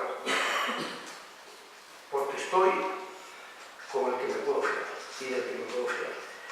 Y entonces eso me tranquiliza y me consuela. A pesar de todo lo que usted dice, que insisto, tiene toda la razón. Entonces, el trabajo que hace usted es el que no se entera a nadie.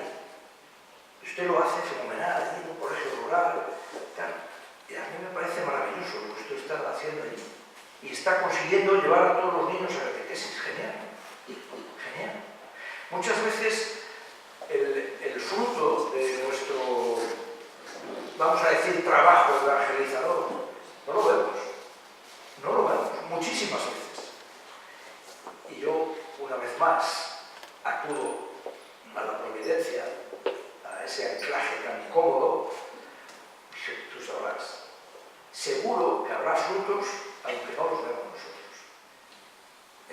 Por eso, ya termino, no se enfaden, de verdad. No, pero se lo digo con cariño, que sí. Quiero decir que hay que seguir, es igual. Aunque veamos que hacemos las cosas mal, los que nos rodean, nosotros es igual, hay que seguir. Una pequeña réplica, se lo digo porque lo tengo fresco. Muy rápido, por favor, porque me ha acabado. Pensé que ayer tenía un examen y me equivoqué, es la semana que viene, ¿no? Pero lo tengo fresco. ¿Sí? Nosotros los cristianos esperamos la providencia siempre y cuando busquemos el reino de Dios. Eso aparece en el Evangelio. Vamos a pensar de qué manera lo buscamos. Está muy bien encomendarse, pero yo creo que el Señor está harto de esperar. Está aburrido de esperar. Es mi punto de vista, cuidado, y no se enfada. Tenemos una última palabra en la esquina y con esto cerramos, si no hay ninguna otra palabra más, el debate. Bueno, soy Juan José González, alumno de este instituto.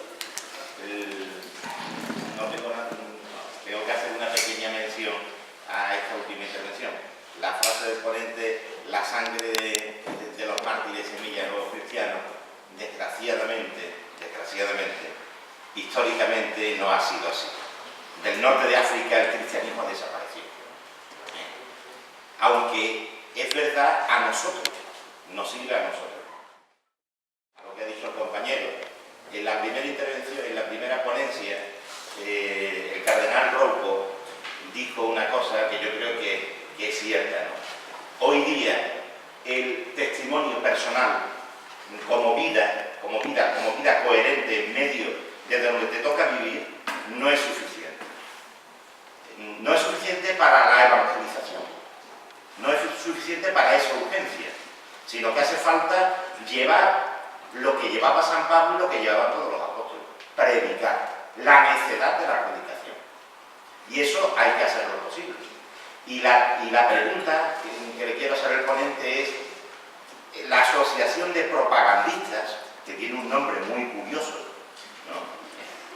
¿Cómo afronta este reto en estas urbes, que es donde nació el cristianismo, en las ciudades, que es donde se expande todo el cristianismo? ¿Cómo afronta este reto de la nueva evangelización? ¿Qué es? ¿Cómo lo está llevando? ¿Cómo intenta llevar eso?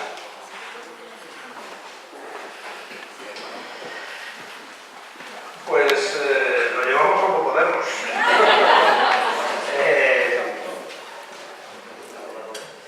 Intentamos hacerlo lo mejor posible, pero yo lo decía antes, también somos débiles y vulnerables.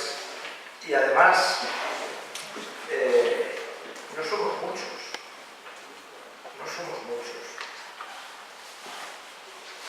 A mí no me gusta mucho presumir, o no me gusta presumir, tampoco mucho.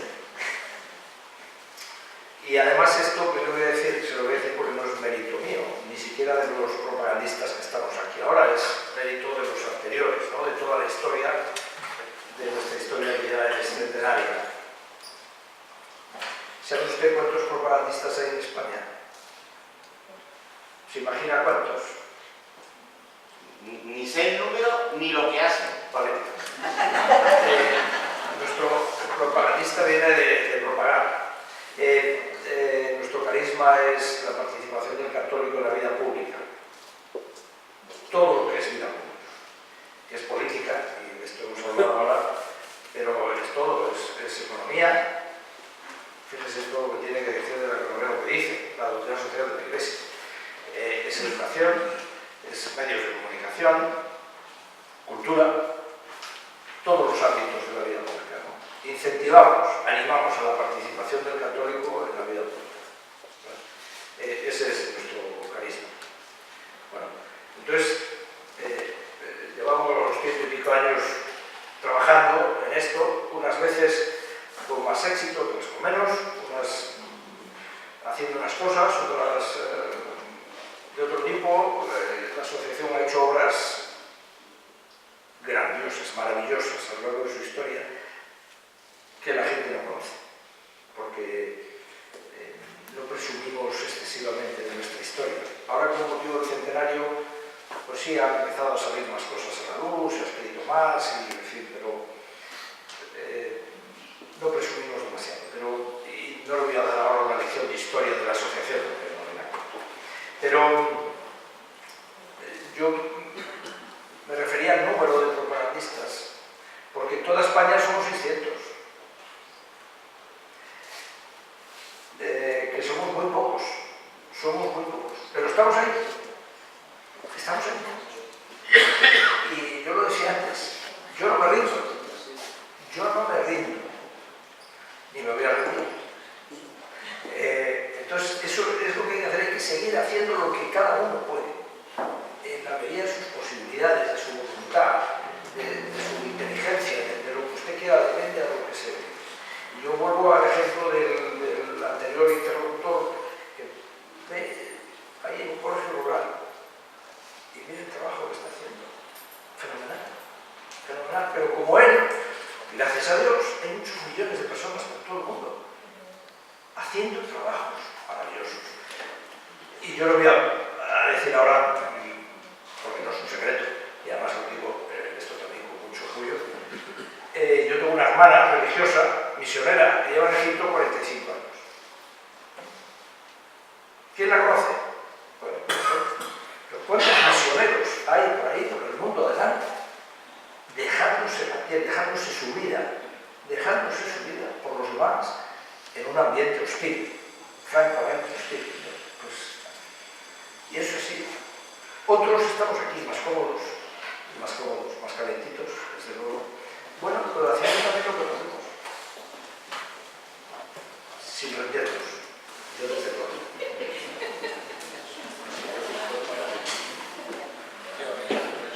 Bueno, yo creo que ya podemos terminar. Son las 9 casi.